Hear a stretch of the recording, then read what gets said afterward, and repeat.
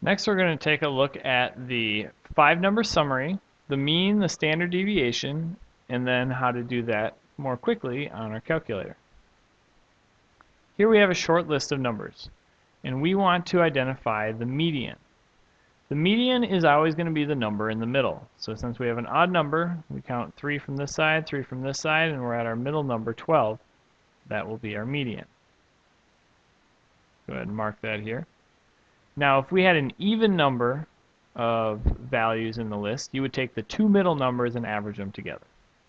So in this case, we don't have to worry about that, but if there were 8 numbers or 6 numbers in this distribution, we would take the two middle and average them together to get the median. Next thing we want to look for is called the quartiles. So instead of breaking it down the middle, we're going to break it into quarters, which is what the quartiles stand for. To do that, you just find the median of each half of the list. So of this 3-number list, the number in the middle is 9. Of this 3-number list, the number in the middle is 14. Those are the two medians of the half list. So those will be our quartiles. So the 9 will be our quarter 1. The 14 will be our quarter 3. So now we have a median, a first quartile, and a third quartile. Whenever we have quartiles, a measure that will come up a lot is something called the interquartile range, but we're not going to take a look at that quite yet. Last thing we want to look at is the min and max. So the minimum is the smallest number, in this case 4. Maximum is going to be the highest number, 22. So our min is 4, our max is 22. And then here we have our 5-number summary written out. The 5-number summary is the lowest, the first quarter, the middle, the third quarter, and the highest number all listed out in order like this. So this is called a 5-number summary.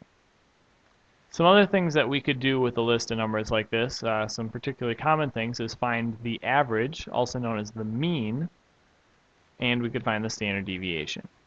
The way that you find the mean is by punching these numbers in your calculator, adding them together, and dividing by, in this case, 7, because there's 7 numbers. So to find the average, you add them all together and divide by how many numbers there are. Standard deviation is something a little bit more complicated, but usually we use a calculator to do that. However, let's go ahead and take a handy little shortcut with our TI-83s or 84s. We have this list of numbers up here just like we had on the previous slide, and what we want to do is find the 5-number summary along with the mean and standard deviation. To do that, we go to the Stat key, we go to the Edit, so we just push Enter right away, and we have that big long list that we had used for creating a histogram earlier. So we click up to L1 if there's any numbers in there, we click Clear, and we click Enter, and that will clear all those numbers. So hopefully you didn't need those for anything. Now what we're going to do is type in these numbers. So we have 4, 9, 10, 12, and you'll notice that I'm typing them in order because that's just how they came. I could type them out of order, and that's no big deal. So type them as you have them, just get all the numbers right. And then, of course, do your double check to make sure all the correct numbers are in there. Once the numbers are in the list, you're going to hit Stat again. And this time, instead of going to Edit, we're going to go to the right, over to Calc, and we want to do one var stats, one variable stats. So we'll hit Enter right away after that. And then you'll see it flashing here. Some calculators might have a set of options on this page. Either way, you're going to want to push Enter again. Or it might be selecting Calculate, and you'll just click Enter through that. And what's going to come up with is a bunch of crazy symbols and some numbers. And you can scroll up and down on this list. If you scroll down, you're going to see some numbers you're more familiar with. Your min, quarter 1, median, quarter 3, and max. And that's our 5-number summary. So that you don't have to worry about circling numbers or worry if it's even or odd number of values in the list. You just simply punch in the numbers and it will tell you these numbers, and that's exactly what we got when we did this earlier just to compare.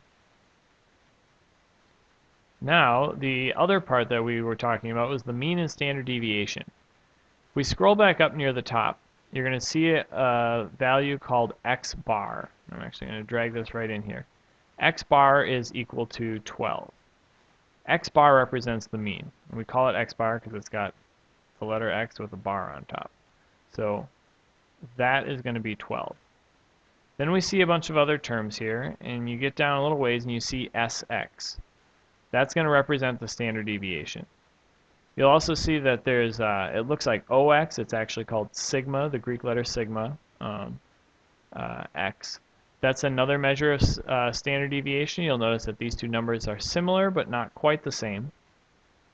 When we're dealing with smaller lists of numbers, especially when we're talking about real data, which is not always going to be exact, it's from a sample, it's data we collected, the SX is going to be the one that's more accurate for our purposes. So technically these are both standard deviations, but SX is always going to be the one that you look to use whenever you're asked about standard deviation anytime in this course.